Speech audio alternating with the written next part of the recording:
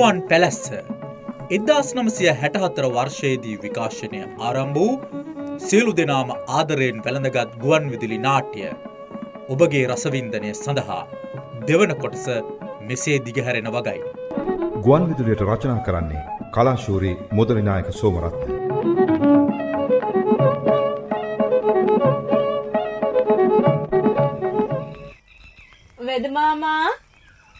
වෙද මාමා මාමා ඉන්නවද ගෙදර? අන්න ඉස්කෝලේ නැන්ද ඇවිල්ලා. ලියුමකුත් අරගෙන එම්සි. ඔව් මට පේනවා. මේ බණ්ඩියා මේ තවුසද ටිකක් හොයාගෙන එන්න මම බණ්ඩියා පිටත් කෙරුවා. මිනිහා නෑ. ඒ කොනාමිල්. ආන් තාමත් අර බෙහෙත්තුරු දිගා වෙලා පොතක් කියවනවා. පොත් කියවන්නේ නැතුව ඉන්නම බෑ යාට. ඔය කියවන පිස්සු කවදා එරෙයිද මන් දන්නේ. පොත්පත් කියවන එක බොහොම හොඳ වැදගත් මානසික ව්‍යායාමයක්. නේද ඉස්කෝලේ නෝනි? වාඩි වෙන්නකෝ. මේ ඔහම ටිකක් ඉන්න. මං අර බණ්ඩියා හොයාගෙන එන්නකල්. හොඳයි මාමා. වෙද මාමා කීවේ පොතපත කියවන එක ගැනනේ. කියවන්නේ මොන පොතපතද කියන එක තමයි වෙද මාමා ප්‍රශ්නේ. කොහොමද ඉස්කෝලේ නැන්දේ? කොහොමද මුවන් පැලැස්සේ අපේ මැදි විදුහලේ තොරතුරු? ඒව ගැන අහන්න කලින් නාමල්ගේ සෞඛ්‍ය තත්ත්වය කොහොමද කියලා දැනගෙන ඉන්න කියලා තමයි අපේ ලොකු ඉස්කෝලේ මහත්තයා මට කිව්වේ. ආන් ඒ හින්දා මං තකහනියක් මෙහාට අදාළේ. මේ වෙදසියටයි බිසෝටයි ඉස්කෝලේ නැන්දටයි පින් සිද්ධ වෙන්න දැන් මට 90% තරම් සනීපයි. මම නම් හිතුවේ නෑ මට ආයෙත් කවදාවත් නැගිටින්න, ඇවිදින්න, කල්පනා කරන්න පුළුවන් වෙයි කියලා. මාව නොමරා මරපු ඒ හතුරු තාමත් විශ්වාස කරනවා ඇති. අර රත්තරන් ඇත්පිලිමේ මං එළියට අරගෙන කෑලි කපලා තවලන් කරත්තවල පටවාගෙන දුම්බරට අරන් ගියයි කියලා. මට තාමත් සැකයි උන් ගැන ඉස්කෝලේ නැන්දේ. ඒ කියන්නේ තාමත් ඒ ප්‍රශ්නේ ඉවර වෙලා නැහැ. මෙයා පංගුවක් දාරයට මිනි මරනෝ කියාගෙන කෑ ගන්නවා. හීනෙන් බය වෙලාද මන් දන්නේ. ඉතින් අපේ වෙදසිය අවදි වෙලා මෙයාගේ කාමරයට ගිහින් නෑ මුල් දවස්වල මං එහෙම කෑ ගහන්න ඇති. නමුත් දැන් මට හොඳට නිින්ද යනවා. මෙන්න මේ අපේ ඉස්කෝලේ ලොකු මහත්තයා මේ ලියමන නාමයට දෙන්න කීවා. ඒක බලන්නකෝ. හානේ මොනවද ලියුමේ ලියලා තියෙන්නේ නැන්ද? මෙයාට ඈත පළාතක ගුරුපත් වීමක් කරන් දීලාද? එතකොට මට මොකද වෙන්නේ? අනේ පොඩ්ඩක් ඉන්ටර්බිසෝ නාමෙල් ලියුම ගලවලා බලනකල්.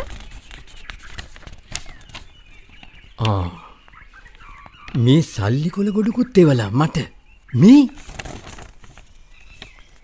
බලමු කියවලා. මෙහි මහා දිසාපතිතුමාගේ සහයෝගයෙන් නාමෙල්ට හොඳ රැකියාවක් සොයා දෙන්න මං උත්සාහ කරනවා. ඉක්මනට සනීප වෙන්න ප්‍රතිකාර ලබා ගන්න. මේ සමග එවා ඇති මුදල ප්‍රයෝජනයට ගන්න. මේ ගුරුතුමා. බලන්නකෝ අපේ ලොකු මහත්තයා නාමෙල්ට කොච්චර ආදරේද කියලා. මොකද මේ කඳුළු පිහින්නේ? නෑ මේ මගේ ඇස් එහෙම තමයි. හිතට සතුටක් වගේම කනගාටුවක් දැනුණත් ඇස් දෙකට කඳුළු පිරෙනවා. ඔහොම ඉන්ටර්නෙට් මං එනකල්. හරි. එතකොට බිසෝයයි කඳුළු පිහින්නේ. මෙයාට හොඳ රස්සාවක් කරන් දුන්නොත් යයියන්ට මේ පළාත අත්හැරලා. එතකොට මට මොකද වෙන්නේ? මාවර නන්න අඳුන මිනිහට බලෙන් බන්දලා දීලා අප්පච්චි පුහුණම්බුව රැක ගන්න බලයි. අනේ ඒක නම් වළක්වන්න මට බෑ බිසෝ. මම බිසෝගේ නාමල්ගේ සම්බන්ධය ගැන බිසෝගේ අම්මට ලොකුමැණිකේට අනන්තවත් කීවා. ආරච්චිලට ඒ විදිය කියන්ට ගිහින් මම බැනනුත් ඇහුවේ. ලොකුමැණිකේ ආරච්චිලට විරුද්ධව එක වචනයක් කියන්න බයයිනේ. ඉතින් අපි මොකද්ද කරන්නේ? නාමල් මේ මුවන් පැලැස්සේ ඉස්කෝලේටයි පලාතටයි කරපු සේවාව කොච්චරද?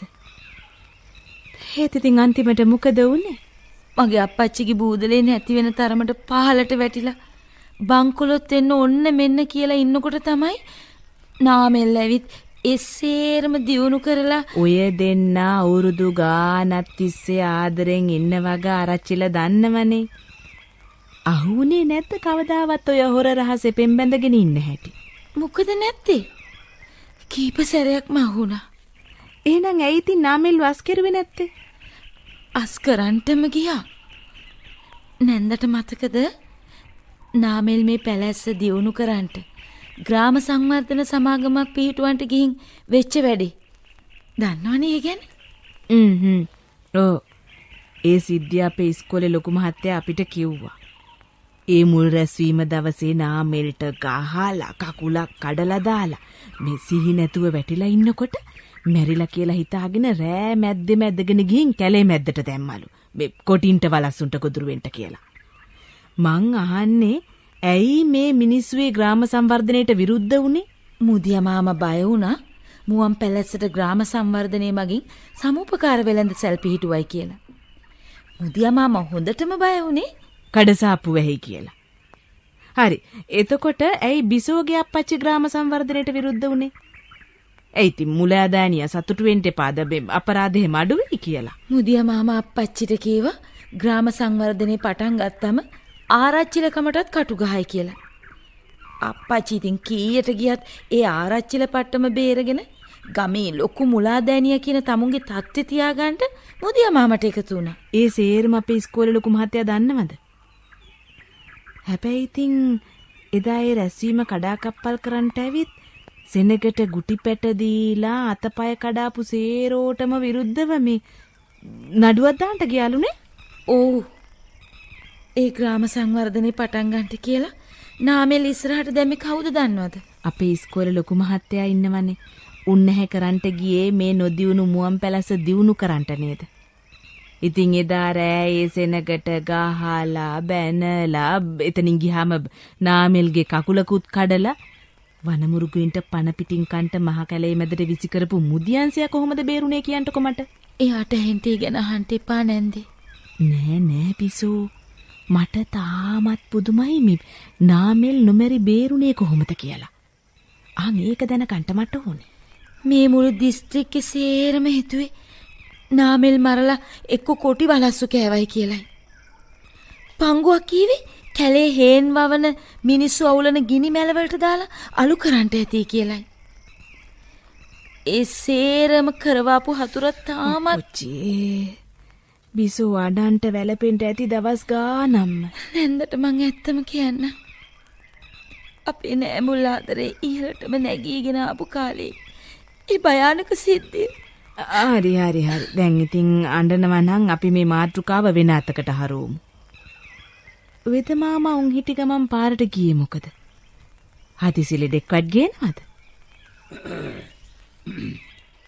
මම මේ බොම මාන්සි වෙලා අපේ නාමෙල්ලි ලන්දාරියට ලොකු බේතක් හදනවා. ඒ බේතට ඕන කරන බේත ඖෂධ ಜಾති කීපයක් හොයාගෙන ඉන්න කියලා අර බණ්ඩියා ඉලන්දාරියා පිටත් කෙරුවා මාලිගා තැන්නේ කැලේට. හානේ. මාලිගා තැන්නේ බිම හැම තැනම වලවල් හරලයි කියලා කරත් හරමානිස් කීවා. අප්පච්චි අම්මයි දෙන්නම ගියාලු ඒ වලවල් බලන්ට. ඒ කැලේද අර රත්තරන් ඇත්රූපේ තියෙන නිදානේ තියෙනවා කියන්නේ. ඕන් ඔය පිස්සු නිදන් කතාවල් හින්දා මගේ ඉඩමත් හැම තැනම හොට බරි හොට ඇන්නා වගේ බිඳලා විනාශ කරලා. ඔය මිත්‍යා විශ්වාසෙ හින්දා නේද වෙද මාමා නාමෙල්ව හොරෙන් පැහැරගෙන ගිහින් මරන්ට හැදුවේ. ඒ මරණීය පීඩාවලින් දැන් නාමෙල් ගොඩට ඇවිත් ඉන්නේ. නමුත් ඉතින් සම්පූර්ණ සුවය ලබා දෙන්න තමයි මම මේ බේත් හදන්නේ. ඉතින් අපිට බැරි දේව හොයලා දෙන්න. පොතේ පතේ පෑනි පැන්සලේ කඩදාසියේ සියුම් වැඩ කරන උදවිය දන්නවද? අර පැතලුනොත් ඇඟපත ඉරාගෙන යන කටු තියෙන කැලේ හැංගිලා තියෙන වන ඖෂධ වර්ග හොයාගන්න. ආනේ හින්දයි කැලේට පුරුදු බන්දියාව මං ඇරියේ ඒවා හොයාගෙන එන්න කිය. හරි. කෝ දැන් ඒ බණ්ඩිය? බන්දියාව අත්තඩංගුවට ගත්තලු මේ වසමේ ගම්මුලා දෑනියා. අප්පච්චි බණ්ඩිය වල්ල ගත්තලු? කවුද කිවිසී? මං අර පාරේ ගේට්ටුව ළඟට වෙලා බන්දියා එනකල් ඉන්නකොට පාරේ යන මිනිස්සු කිව්වා බන්දියාව ආරච්චිල හිර බාරෙට ගත්තයි කියලා. හාපොච්චි. ඒයි. අයිතිකාරයාගේ අවසර නැතුව ඒ ඉඩමට රිංගලා බේත් පැලෑටි හොයන මුවාවෙන් නිදන් හාරන්ට ගියාය කියන චෝදනාව උඩ. බණ්ඩිය කීවද දන්නේ නෑ. නාමල්ට ඒ බෙහෙත් හදන්න කියලා. නේද වෙදසී?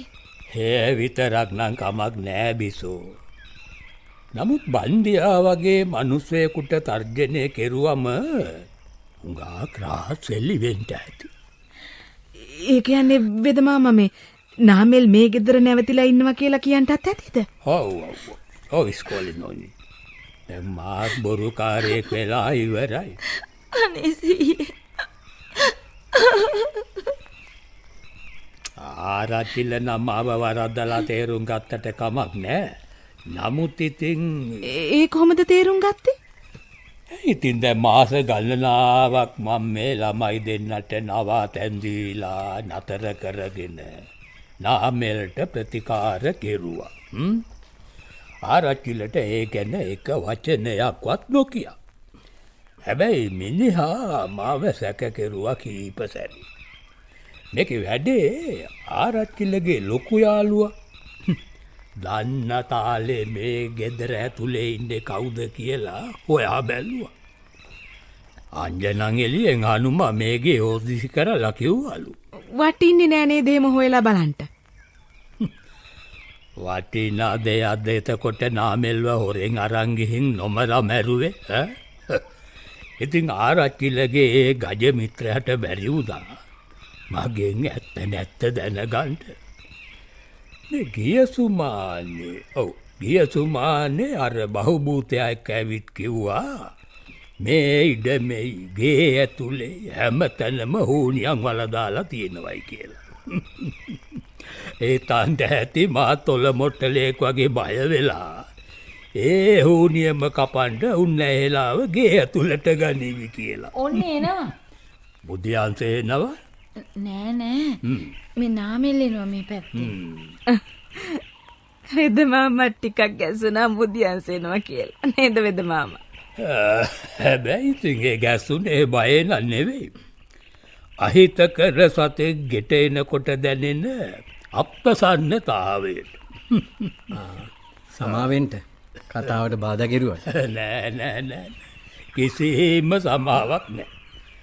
ඒ වුණත් නාමල්ගේ බිසෝගේ සැඟවී සිටීම ගැන මේ මුවන් පැලැස්සේ මහතුරු දෙන්නෙක් මාව සැක කරන එක ගැනයි අපි මේ කතා වුණේ නාමල්. අනේ ඇත්තමයි වෙද මාමට අනේක වාරයක් ස්තුතියි කියලා කියන්ට කිව්වා ලොකු ඉස්කෝලේ මහත්තයා මේ කරන සේවෙට. ඉස්කෝලේ උන්නේ උගත් වැදගත් පැසුණු හිසෙන් බුහුමන් ලබන කෙනෙක්.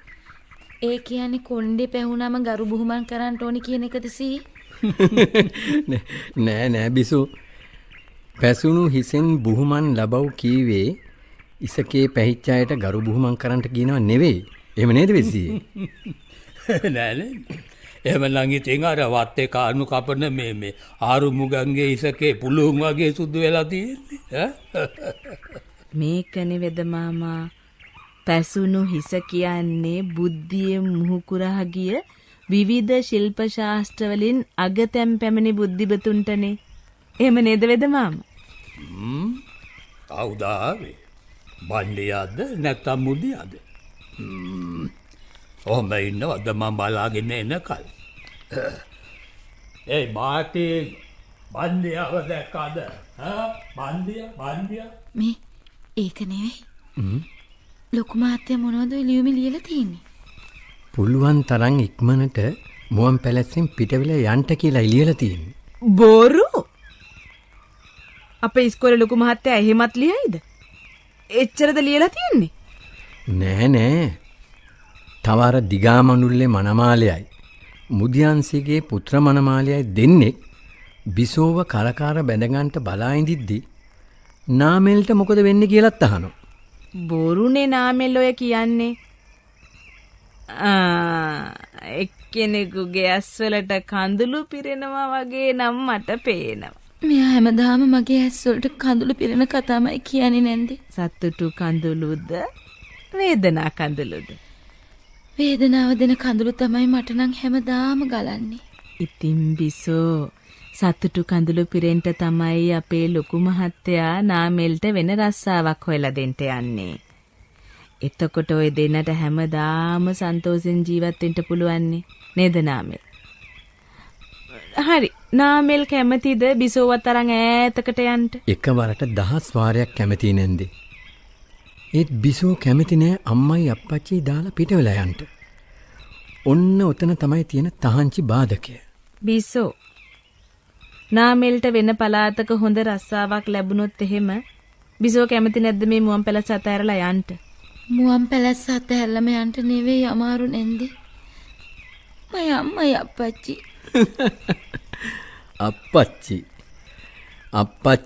අප්පච්චිගේ ඈතින් මස්සිනා මුදියන්සේ තමයි අපේ ආලවන්ත සම්බන්ධය කඩාකප්පල් කරන්නේ නැන්දි. තේරුණාද?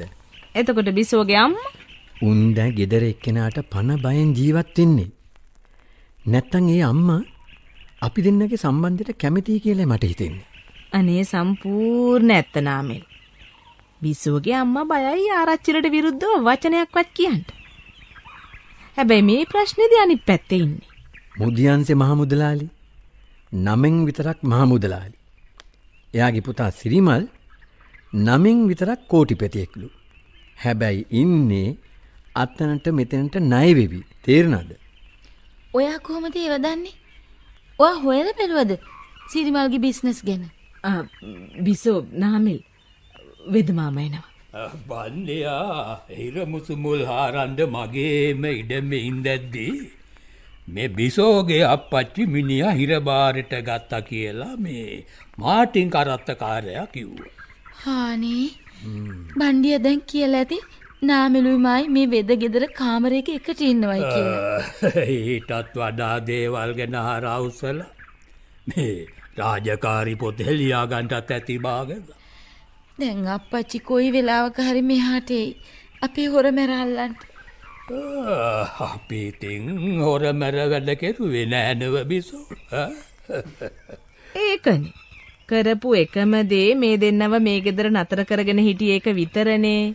බිසෝ මෙහෙ නැවතිලා හිටියේ අසනීපයකට ප්‍රතිකාර කරගන්න. ඒක ඇත්ත. එතකොට මේ මැරිච්ච නාමෙල් කියන එක හංගගෙන හිටියේ ඇයි කියලා ලොකු තර්ජනයක් කරයිසි. ඒ තර්ජන ගර්ජනවලට මාති ගැස්සෙන්නේ නෑ නාමෙල්.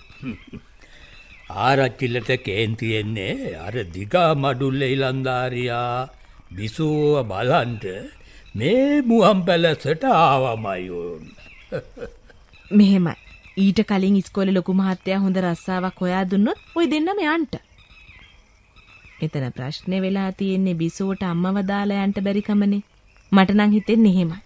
අම්මා නිතරම ලෙඩ වෙනව නැන්දේ. හරි ඉතින් එහෙනම් අම්මවත් එක්කන් යන්නකෝ. ඒ අදහස නම් හොඳයි.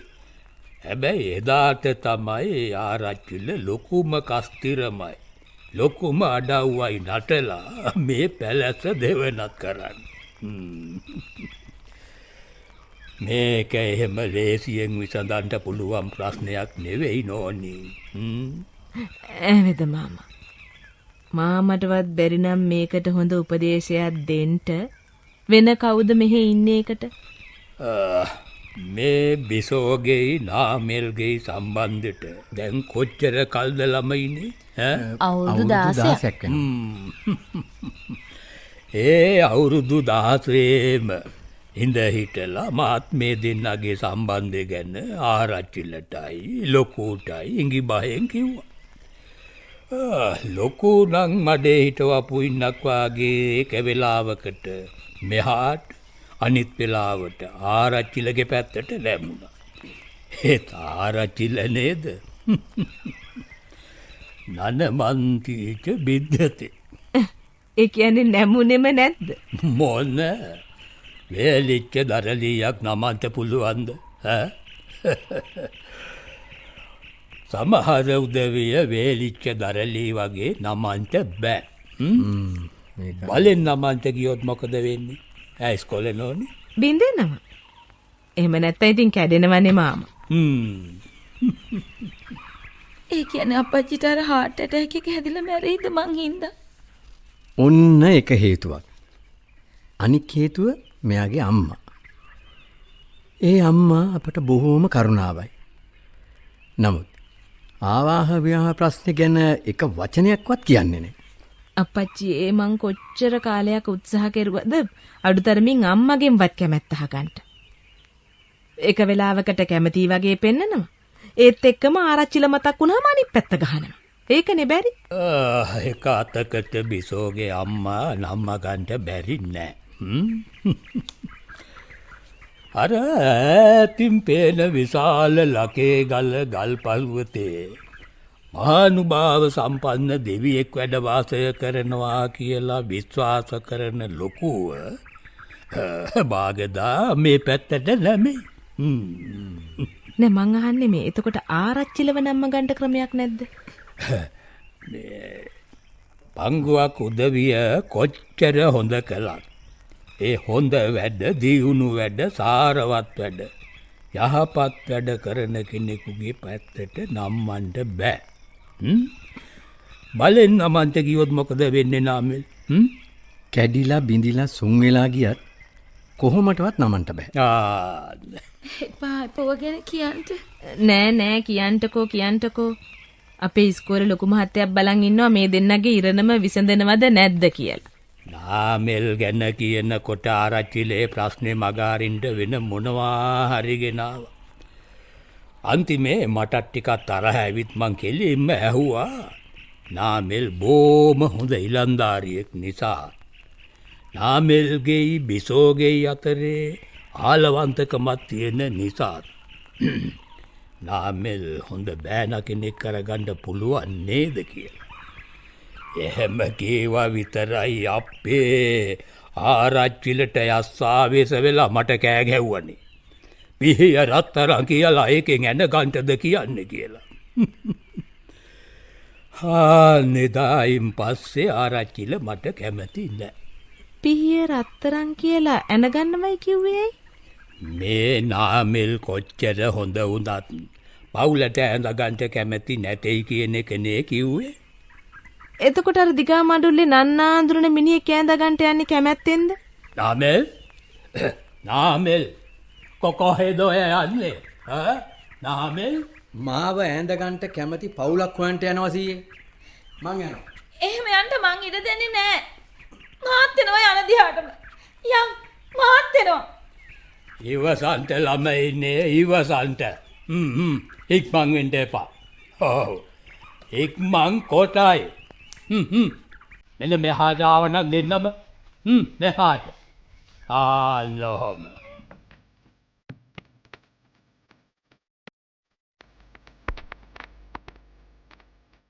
අද මුවන් පැලස්සේ රංගපෑම් උලපනේ ගුණසේකර, සේනානි වික්‍රමසිංහ, රත්නා ලාල්නී ජයකුඩි සමග රෝහණ සිරිවර්ධන.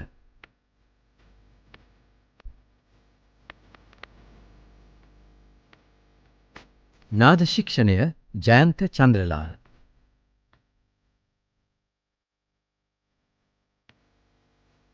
කලාශූරී මුදල් නායක සෝමරත්නයන් ලියන මුවන් පැලැස්ස. නිෂ්පාදනය නන්දා ජයමාන්.